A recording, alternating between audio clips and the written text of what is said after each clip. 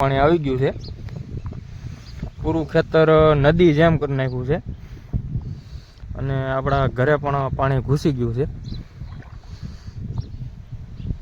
તો મિત્રો આપણે આ ખેતરનું તો આના લીધે મિત્રો આપણે આખા ખેતરનો પાક બરબાદ થઈ ગયો અને આખો નગરપાલિકાનો કચરો તમને સામે દેખાય છે જે આપણા ખેતરમાં ફૂલ આવી ગયો છે।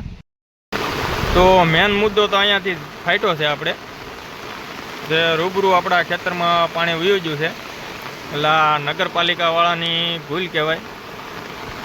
અગર એને એના હકમાં બને કે ભાઈ એટલું સાફ કરી દેવું પડે ને બને ત્યાં સુધી ભૂંગળાનું કામકાજ કરી દેવું પડે, પણ હવે નુકસાની તો અમારે જ છે ભાઈ।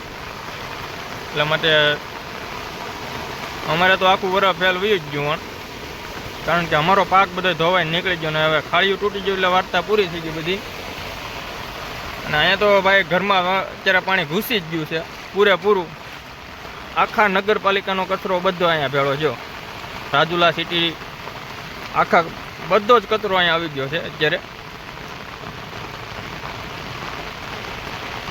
તો ભાઈ ઘરના હાલત પણ વધી ગયા છે। આ બધો કચરો અહીંયા ભેળો છે, આની જવાબદારી ભાઈ કોણ લે? આ અમારા ખેતરનો પાક પણ હવે તો પતરી ગયો।